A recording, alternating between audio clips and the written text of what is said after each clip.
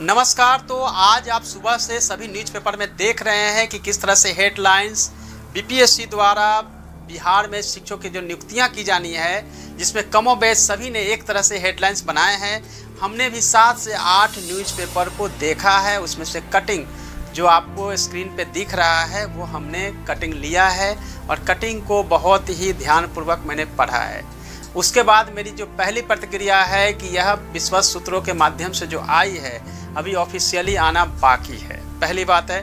दूसरी बात है कि सभी ने बताया है कि 1,79,000 प्लस शिक्षकों की नियुक्तियाँ होनी है, लेकिन 6 से 8 में जो 1745 बताया गया है, मेरे ख्याल से वह डेटा जो है कहीं ना कहीं गलत है, क्योंकि इतनी कम संख्या नहीं हो सकती है, क्योंकि मैं एजुकेशन डिपार्टमेंट में था और जो कैलकुलेशन हुए हैं कहीं ना कहीं मिस्टेक है, पहली। दूसरी बात है कि जो आई है रिक्तियाँ वो जिले से प्राप्त होने के बाद आई है और जैसा कि आपने देखा है कि यह पदवर्ग समिति को भेज दिया गया है। तो सबसे पहले हम एक डायग्राम के माध्यम से समझेंगे कि यह प्रोसेस क्या होती है। सामान्य तौर से 2006 से पहले आप सभी जानते हैं कि जो नियुक्तियां हो रही थी वो बीपीएससी द्वारा ही हो रही थी।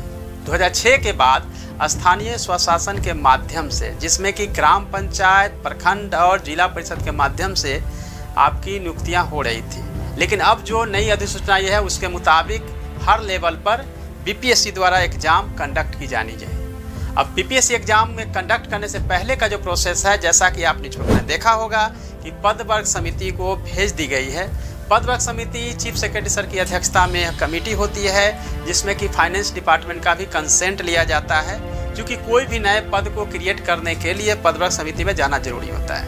एक और बात कि जो भी नियोजित शिक्षक हैं वह डाइंग कैडर बना दिया गया है। डाइंग कैडर का मतलब है कि आप जब तक नियोजित हैं, आप रिटायर हो जाएंगे, धीरे धीरे वह डाइंग हो जाएगा, धीरे धीरे समाप्त होता चला जाएगा।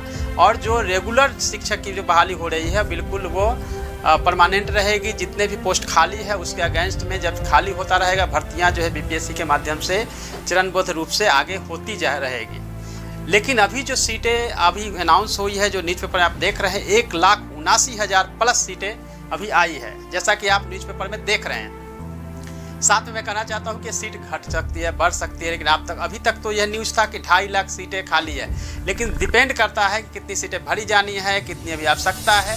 हाँ, यह जरूर है कि पदवर्ग समिति में इसलिए भेजी जाती है ताकि वो सीट को जो है अप्रूव किया जाए, क्योंकि पदवर्ग समिति में नई कोई भी पोस्ट क्रिएट की जाती है तो वहाँ अप्रूवल जरूरी होता है। पदवर्ग समिति में आने के बाद यह जो है वो पहुंच जाएगी एजुकेशन डिपार्टमेंट।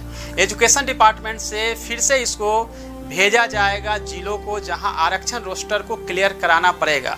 उसके क्लियरेंस जरूरी है, क्योंकि यह डिस्ट्रिक्ट कैडर होने वाली है, तो डिस्ट्रिक्ट से ही इसके आरक्षण रोस्टर क्लियर होंगे। आरक्षण रोस्टर क्लियर आप सब जानते हैं कि कई लेवल पे आरक्षण है, महिलाओं को भी आरक्षण दिया गया है। वो हर बिंदु को सेट करने के बाद वापस रिवर्ट होकर डिस्ट्रिक्ट से आएगी एजुकेशन डिपार्टमेंट। एजुकेशन डिपार्टमेंट फिर से इसको भेजेगी कैबिनेट। राज्य मंत्रिमंडल से अप्रूव होने के बाद अपनी अनुशंसा के साथ शिक्षा विभाग जो है उसको भेजेगी बीपीएससी। बीपीएससी एग्जाम कंडक्ट करेगी। एग्जाम कंडक्ट करने से पहले बीपीएससी अपनी अधिसूचना जारी करेगी। एग्जाम के पैटर्न्स, टोटल डिटेल्स जो है वो बीपीएससी के नोटिफिकेशन में आएगी। बीपीएससी द्वारा आपके एग्जाम जो है ऑब्जेक्टिव टाइप्स के होंगे और आपको केवल और केवल एक ही फेज एग्जाम देना है। उसमें आप पास कर जाते हैं, उसके बाद बीपीएससी रिवर्ट जो है करेगी। बीपीएससी के द्वारा वो एजुकेशन डिपार्टमेंट आएगी, आपके जो सिलेक्शन होने के बाद रिकमेंडेशन है, और फिर डिस्ट्रिक्ट को भेज दिया जाएगा, जहां आपकी नियुक्ति जो है मिल जाएगी।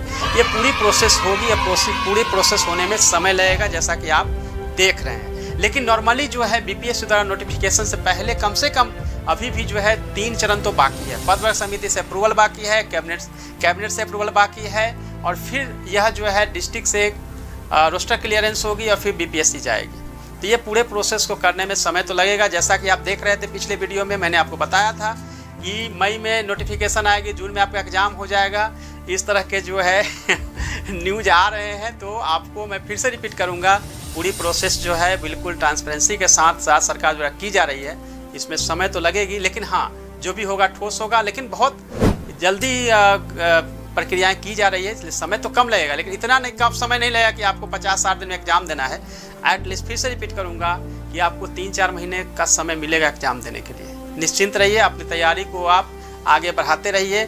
लेकिन इतना जरूर रखिए, कि जब तक शिक्षा विभाग के द्वारा कोई ऑफिशियल नोटिफिकेशन नहीं आता है तब तक कोई भी जो न्यूज़ बाहर फ्लैश होती है उस पर बिलीव करना बड़ा मुश्किल होता है। बिकॉज कोई भी जो है पोस्ट या विश्वस्त सूत्रों से जो न्यूज़ आती है वो ऑफिशियल नहीं हो सकता है। इसीलिए देखा जाएगा कि 6 से 8 में आपने देखा 1745 केवल सीट बताई गई है। यह संभव नहीं लगता है, 1745 नहीं बल्कि बहुत अधिक उसमें भी सीट होगी।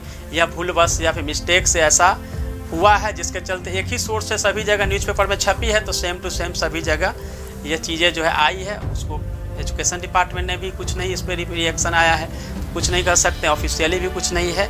लेकिन इस तरह से जो न्यूज़ आते हैं उस पर आप बिल्कुल घबराने की ज़रूरत नहीं है। जहाँ भी ज़रूरत होगी मैं आपको क्लैरिफाई करूँगा, आपको स्पष्ट करूँगा। आप सभी अपनी तैयारी पे फोकस रखिए और जो भी न्यूज़ आता है, जब भी आपके मैसेज आते हैं तो मुझे आना पड़ता है आपको बताने के लिए। जब मैं 6th फेज का रिक्रूटमेंट भर्ती प्रक्रिया आपकी जो नियोजन की प्रक्रिया चल रही थी तो इसी तरह से मैं कंटिन्यू आपके साथ जुड़ा हुआ था और बहुत सारे नियोजित शिक्षक आज भी हमारे साथ जुड़े हुए हैं और उनके कॉल्स मैसेजेज आते हैं तो मुझे आना पड़ता है और फिर ऑफिस का टाइम निकाल के, क्योंकि ऑफिस का काम भी होता है। तो मैंने जैसा पहले भी बताया था सैटरडे से हम आपको क्लास लेना शुरू करेंगे। आपके मटेरियल्स भी PDF के माध्यम से अवेलेबल होगा। जहाँ तक आपको लगता है कि बीच में भी सर आके कुछ बोल सकते हैं तो आपको नोटिफिकेशन यूट्यूब से तो जाता ही है। जैसे कोई वीडियो अपलोड होता है या लाइव आते हैं तो नोटिफिकेशन आपके पास ऑटोमेटिक चला जाता है। इसलिए घबराने की जरूरत नहीं है कि मेरी वीडियो कब आ रही है या मैं कब लाइव आ रहा हूँ। साथ ही मैं आपको बताना चाहता हूँ कि जैसे नोटिफिकेशन आएगी, मैंने पहले ही बताया, नोटिफिकेशन आएगी तो मैं पर डे आपको पढ़ाना शुरू करूँगा। मटेरियल को लेकर आपने बहुत सारे मैसेज किए हैं, मटेरियल भेज दीजिए, दे दीजिए। मैं मटेरियल बिल्कुल आपको तैयार कर रहा हूँ ताकि क्वेश्चन जो है उस स्टैंडर्ड और हर लेवल पे इस तरह से रेडी हो कि मैक्सिमम आपको जो है प्रिपरेशन हो जाए। ऐसा नहीं हो कि किसी तरह का मटेरियल आपको दें, क्योंकि अगर मैं मटेरियल दूंगा और किसी आपके स्तरीय नहीं हो, स्टैंडर्ड नहीं हो तो सही नहीं है। इसलिए समय तो थोड़ा देना पड़ेगा आप लोगों को, क्योंकि कई चीज़ें जो है टीचिंग एप्टीट्यूड का ऐसा है जिसमें कि मुझे खुद इन्वॉल्व होकर देखना पड़ेगा, बनाना पड़ेगा। GS की तो है, ठीक है, मैं GS में एक्सपर्ट हूँ, GS में मैं बनाने की कोशिश करूँगा, आपको मिल भी जाएगा। लेकिन सैटरडे से मेरा प्रॉमिस है आपको मटेरियल भी मिलना शुरू हो जाएगा टेलीग्राम पे, और आपके जो टेस्ट होंगे वो भी, उसका भी एवेल्यूएशन जो है हम ऑनलाइन ही करते रहेंगे, आपको प्रिपरेशन कराते रहेंगे। जो नियोजित शिक्षक हैं वो भी नहीं घबराएं, क्योंकि आप सभी अभी जनगणना में लगे हुए हैं। तो ऐसा मत सोचिए कि जनगणना में लगे हुए हैं और मेरे पास समय नहीं मिलेगा, ऐसा कुछ नहीं है। समय अच्छा मिलेगा, प्रिपरेशन का भी समय मिलेगा, लेकिन घबराने की कोई ज़रूरत नहीं है। आप प्रिपरेशन करिए, GS के कुछ बुक्स जो है आप उसको पढ़ते रहिए। आप देख रहे हैं डिस्प्ले हो रहा है, वो प्रभात पब्लिकेशन द्वारा जो GS की MCQ है, कम से कम उसको आप देख सकते हैं, उसको आप ले सकते हैं। अगर ये बुक ले लेंगे तो उसमें आपकी अभी प्रिपरेशन जो है आपकी चलती रहेगी, तो उसमें से भी आप अपनी प्रिपरेशन कर सकते हैं, जो कि NCERT बेस्ड है। MCQ अब मैंने ही लिखा है लास्ट ईयर, तो उससे भी आप थोड़ी प्रिपरेशन आपकी शुरू हो सकती है। बाकी ऐसा नहीं है कि आपको बहुत सारी बुक लेनी है, मटेरियल्स लेने हैं, नहीं। मैं जो मटेरियल दूंगा उसी को पढ़िएगा। आपको बहुत सारी बुक्स लेने की ज़रूरत नहीं है, क्योंकि कई स्टूडेंट ने या कई शिक्षक अभ्यर्थी ने लिखा है कि सर इतनी सारी किताब लेंगे तो हम कंगाल हो जाएंगे। इसकी चिंता नहीं करनी है। जो भी बुक्स वगैरह होगी और जिस लेवल पे मेरी हेल्प की ज़रूरत होगी, ऑलवेज मैं आप लोगों के साथ हूँ, क्योंकि आज से 3 साल पहले से जो शिक्षक अभ्यर्थियों और नियोजित शिक्षकों के साथ जो रिश्ता है वो बहुत पुराना है और आगे भी कंटिन्यू रहेगा। और मैं आप लोगों के साथ हमेशा जुड़ा हुआ हूँ और आपको कंटिन्यू मैं आपको तैयारी करवाता रहूँगा। आज जब भी इस तरह की कोई भी न्यूज़ आएगी जिसमें कि आपको आप घबराने लगते हैं, परेशान होने लगते हैं, उसको दूर करने के लिए भी आता रहूँगा। धन्यवाद, ऑल द बेस्ट।